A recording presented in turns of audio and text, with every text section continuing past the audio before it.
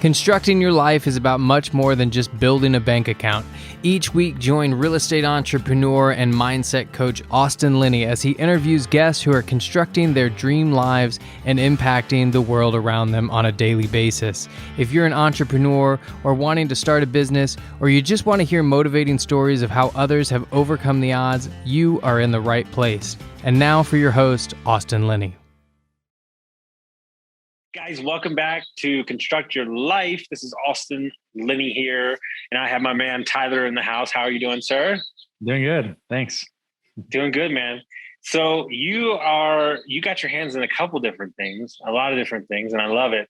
And we'll talk about all that stuff. But what I like to do with my guests is kind of let them tell the story and kind of start their thing where they want to, and I'll let you take it away. Okay. Like an introduction about me. Is that kind of what you're? Sure. And you can start it wherever you want. Yeah. So right now I run Tyton Automation. That's really my main gig. We also implemented Tyton Crypto recently. So I guess two of my passions. I'm more passionate about crypto, to be honest, versus e-commerce. But that's what I guess that's my business that I'm running right now. As far as where did I come from? So I grew up playing tennis. I ended up playing tennis at a D1 school, went to school, actually went into like the medical field. So I did a master's in athletic training and then never used that degree. Ended up coming straight out of my master's degree into tech sales, and then kind of jumped around at different companies doing sales, moved to customer support because I also liked kind of the implementation. And then the last kind of 9 to 5 I did was at a startup company managing their implementation department. And then, I decided that I wanted to kind of dive into the entrepreneur space. So that's how I got involved with e-commerce.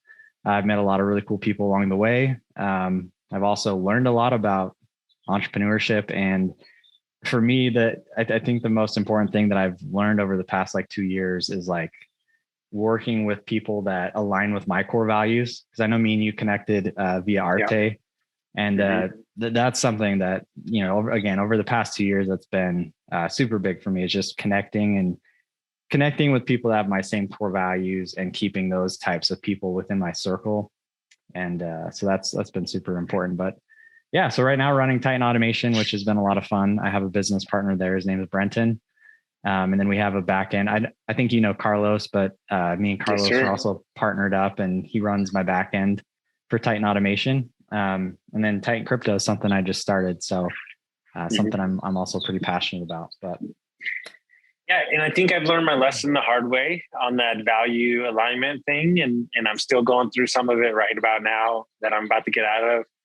And, we all say the same thing. We say, we're friends, nothing's going to happen. And, what I've come to realize really quickly is when money gets involved, people change. And I care more about supporting the people that I'm in business with and partnered up with and who they are and why they're doing it, way more than I give a shit about what they're making or how much money they make or what car they drive. I don't know about you. That's just my view on everything as I move forward in my life. Mm-hmm. No, yeah, I agree 100% there. So it's awesome. And you'll be very proud of me. So I'm on the cutting edge of coaching. I have taken my last 2 coaching clients in on Bitcoin. They paid me in Bitcoin. So it's been for me, and we're doing an NFT project together around the book I'm writing.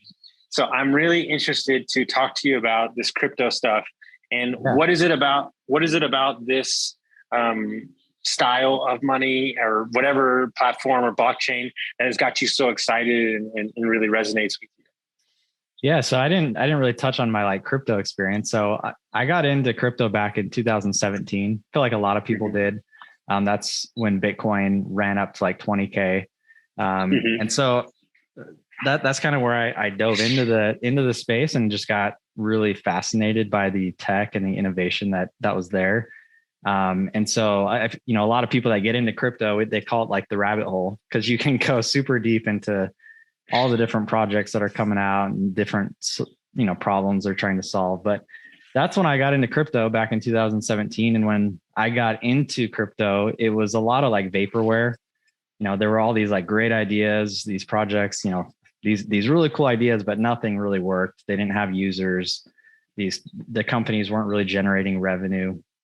And so what ended up happening with me, and why I'm so passionate about crypto and kind of educating people on it, is I went into crypto with like no plan. So I was just buying assets.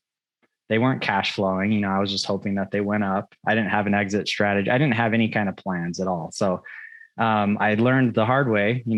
My portfolio was like at all-time highs. And then I rode that. If you're familiar, back in 2017, we went from like 20K down to like 3K.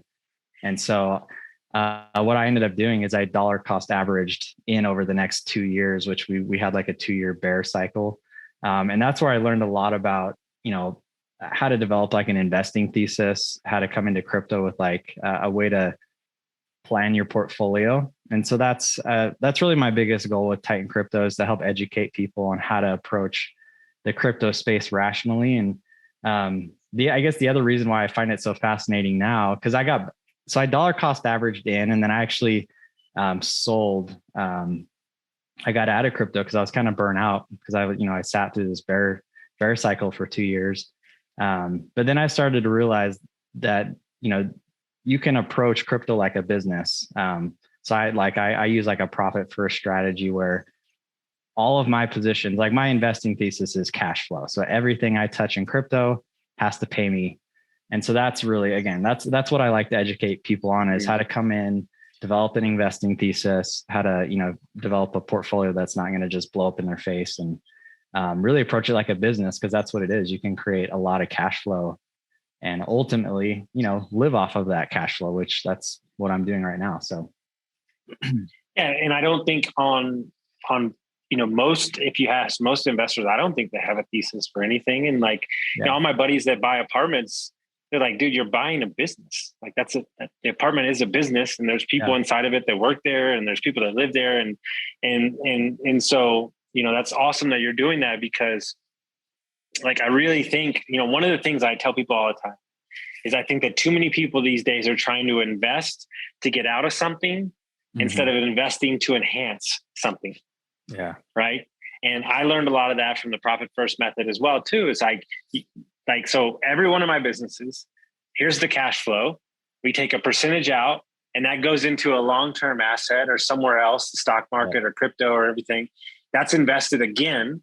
So that money's invested 3 different times until it never really hits us. And I think if everybody did that, and they stopped, trying to go off of these home runs, and they actually had a reason why they were doing it and getting in on this thing, I think that they would be far better off, but they're not taking the time to really draw what makes sense to them. Yeah. Yeah. The other thing too is like, at least with crypto, you kind of hinted at this, but like people come in and they over allocate, they take like 50% of their portfolio and they go buy like Dogecoin or whatever coin, that their friend bought, or something that's pumping. And so it's all emotionally based. And so again, that's really what Tyton Crypto is all about, is educating people on how to be self-sufficient in the space, because there is a barrier to entry to even get into the ecosystem. So 100%. And I think what's interesting is that, like, true story, and I'll just call myself out. Like, I don't really know what's going on per se, but like, meaning that like, what I'm comfortable with doing. And I think this is super important. And I have lots of friends that are in it. I coach an entire metaverse team, NFT team.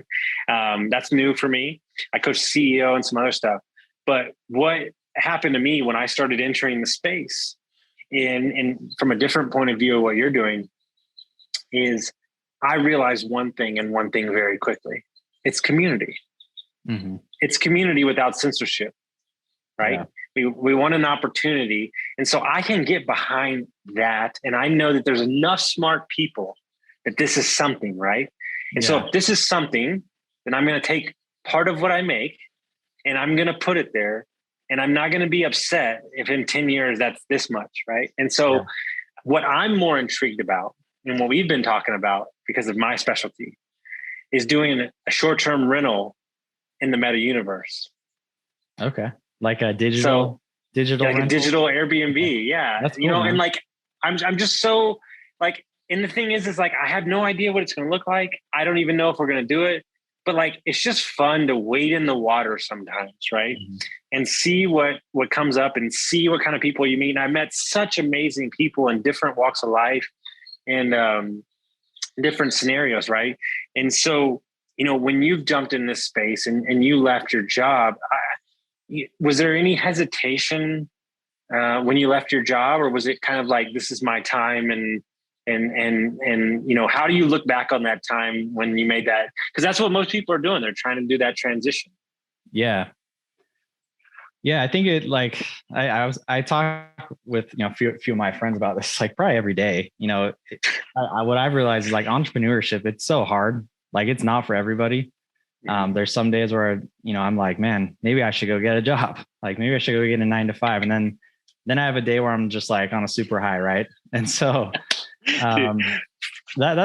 that's been like a learning thing for me. I think over the past 2 years, it's, I've just kind of accepted that, you know, I'm going to have down days but I know that there's always going to be good days. And so that's kind of what helps me kind of push forward. Along with like, I know you do like 75 hard, like sticking to like habits, exercising, like taking care of my body. And then I feel like that, you know, helps me continue to stay focused on, like our business goals and kind of stay driven that way. But yeah, it's like, entrepreneurship's not easy. Right. So, well, I see that, you know, I seen your Instagram and like you have like a skiing day with like your son and like, yeah, that's so important. Like, and it's so mattered. And it's funny that you say like entrepreneurship, like some days I want a 9 to 5, some days I want to give up. I'm very fascinated with, and I almost want to write a book and I want to interview entrepreneurs' wives. Because I think the spouse of an entrepreneur is such a unique place to be, because you have to support and not dampen, but you also can't let them like beat themselves up. It's like this weird dynamic, you know, and like when you have that partner, like it's super important that it really enhances you being able to be the entrepreneur that you need to be. Yeah. I feel like I've got that pretty easy. Like my wife has been, so she's a developer like that. She's been working as a developer for about 8 years.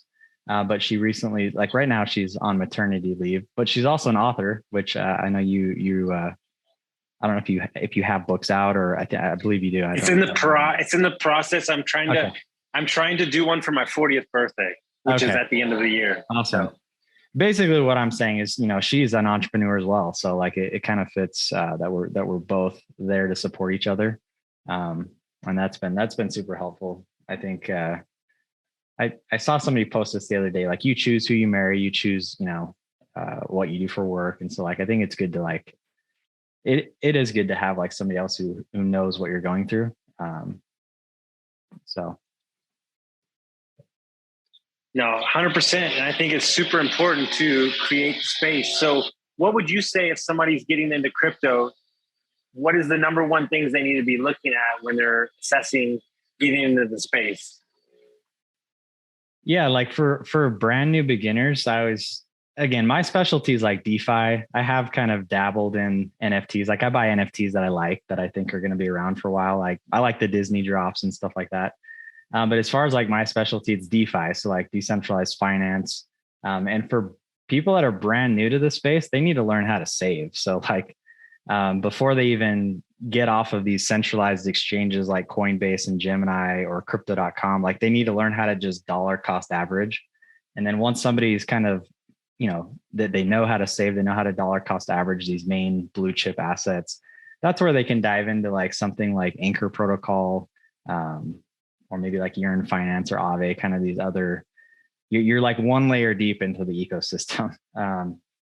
So yeah, I guess for beginners, just learning how to save and then coming up with a thesis, right? Like before you touch any assets, come up with what's your thesis? Like, what are you going to invest in? Are you trying to buy stuff that's going to cash flow? Or are you just trying to hedge against inflation?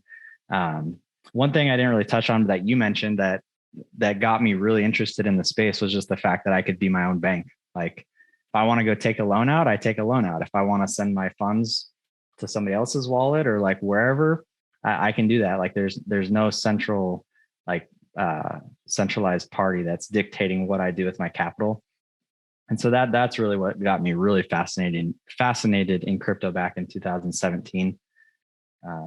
And then again, one other thing I didn't really touch on, but like the fact that you can take stable coins, that's probably where I would recommend somebody gets educated, is on stable coins, because you can, right now I'm generating anywhere from 20 to 100% APY on stable coins, which is pretty fascinating because there's no volatility to those assets. The main risk would be like smart contract risk, getting your funds like hacked. That's really the biggest risk in crypto with any platform you interact with. So I don't know if that answered your question, but yeah, just starting with the basics and then kind of developing a thesis for what you're going to be doing, trading rules. Like, for example, I don't make any trades unless I'm at my desktop. I don't take any trades unless I don't buy a new entry unless it's sitting in like a technical analysis, like reload zone. And so I've got like my trading rules that, like, if I stick to those, I'm not emotionally buying things. Dude, that rule, first of all, sorry, I had to move the podcast inside because the guy decided to start a leaf blower in my ear. But that rule, that right there, I might take that rule and run with it. I do not buy trades unless I am at my computer, because when we are on the go and distracted, sometimes we do emotional stuff. Yeah. And, you listen to all the stories about the people. I shouldn't have sold. I shouldn't have done this. It's because you overreacted. Like, you got to breathe a little bit, when you're spending money and investing. Even me, like, we've had a real estate deal fall through 3 times and now we're back on the table. And it's like, you gotta check yourself, so that's a really good rule. I love that. Yeah. No, you did. And I think that they're all trying to find the next Dogecoin, and they're investing because there's no financial incentives. There's no real structure to the thing. Like, you're investing in things that actually have like real structure, and they're doing this, right? And so I think that when we're investors, like, this is my theory, and this is just my thing. I can't stand how investors talk about, like, well, I only buy in this market. I only do, I only buy when the market's here. Like, dude, I'm buying all the time. Like, and there's always deals, right? Do you feel the same way about the crypto market, no matter what it is? Yeah. I mean, right now we're definitely at like a premium with everything, but there's always going to be, if you dig hard enough, you can find good entries into projects. So yeah, I think there's always going to be opportunity. And one other thing I teach our clients is, and I think this is super important if you're going to develop a crypto portfolio, is only ever allocate. And again, this is subjective. This is what I do. I only ever allocate 1% to something brand new outside of stable coins. Like, if I'm going to take like a position in like a volatile asset, not that I'm going to buy Doge, but like, let's just say I wanted to get into Doge. I'm only going to put 1% in there until I've developed like a conviction for that asset. And then I'll continue to maybe dollar cost average into it. Maybe during down markets, I'll dump more into it. But the thing in crypto is 1% can turn into 10% super fast. And then that changes your entire portfolio. You can rebalance.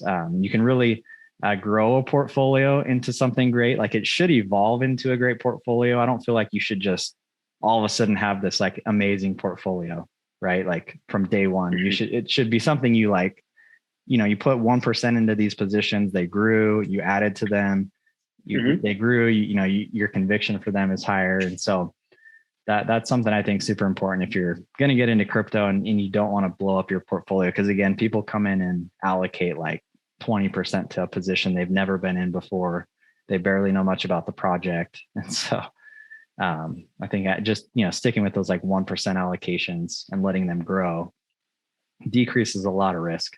And then, staying the majority of I think a crypto portfolio should be like stable coins. Cause like the volatility, there's no volatility and you can generate really good APY. So yeah. And just for anybody that's out there that doesn't, because you've said it a couple of times, and I want to make sure that I give everybody the most value possible. Oh yeah. Could you give me the easiest explanation of dollar cost average? Yeah. So like, let's say you take, let's say you've got $100 or $500 a month that you can allocate to crypto. that's where you're taking that $500 and once a month you're deploying that into whatever assets you choose. So maybe you buy Bitcoin once a month on the 15th, and you put $500 into it every month. And that way you're getting like some of the lows of the market, you're getting some of like the middle sections of the market. And then, yeah, you're buying the tops sometimes, but over the long term, right? Like you're going to be getting really good entries into that position. So yeah, that's really what dollar cost averaging is. You can break it up however you want. Maybe you buy weekly, maybe you buy every couple months, but it's something that you just stick with and that you got to be, I think, consistent with. And again, especially for beginners or people who don't want to like dive into the space, because it can be really time consuming. If you're going to really get into crypto, it can be very time consuming. So if you want exposure to crypto, but you don't want to be like spending, your whole day in there, that's where dollar cost averaging is great. Because you can even get that, you can do that automated if you're going to use like Coinbase, or I think maybe crypto.com and Gemini offer like automation for dollar cost averaging. So yeah, and I told somebody the other day that I'm only in crypto for one reason, and that's to teach me emotional stability. Yeah. Because it's just one of those things. But by doing dollar cost average, you don't have to think, about it's pure investment with logical thinking. And I think one of the things I really love about blockchain and crypto is the fractional ownership. And that's the same tack that we're taking with our short-term rental fund. Mm-hmm. Is that not only are you going to be able to invest in short-term rentals all around the country, luxury, and have a part of it, we're also going to teach you Airbnb so you can go do it on your own. So, there's coursing, then you have the investing and stuff. And I would imagine that over time, what you're doing with your crypto space is, yes, you're going to teach, but also, kind of giving them the keys to their own thing, but also pointing them in the right direction. And I would imagine that you get a lot of fulfillment out of it. I know I do from an Airbnb perspective.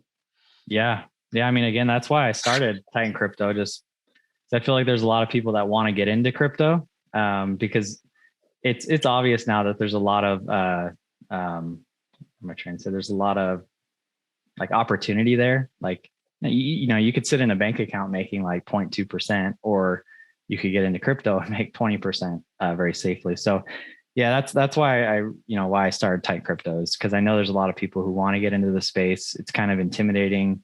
And so through Tyton Crypto, we can help educate people, kind of handhold them into the space. And then from there, they can really dive in safely. I think that's important, just because it is the wild, wild west. There's a lot of ways to get hacked. There's a lot of ways to get your money like stolen or lost.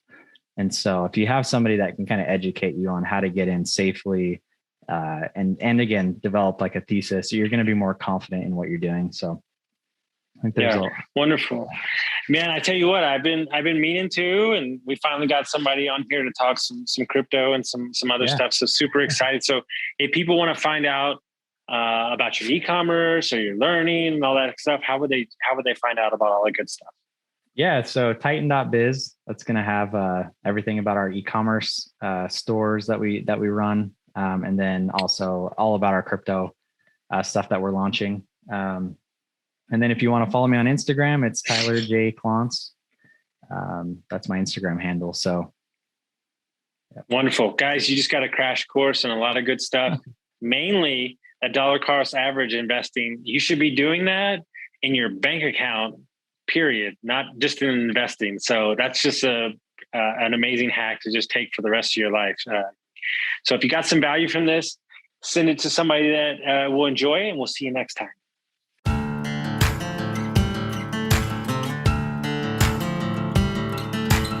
Thank you for listening to Construct Your Life with Austin Linney. If you enjoyed this episode, be sure to rate, review, subscribe, and pay it forward by sharing with a friend. Most importantly, take this opportunity to start constructing your life by taking immediate action on what you learned.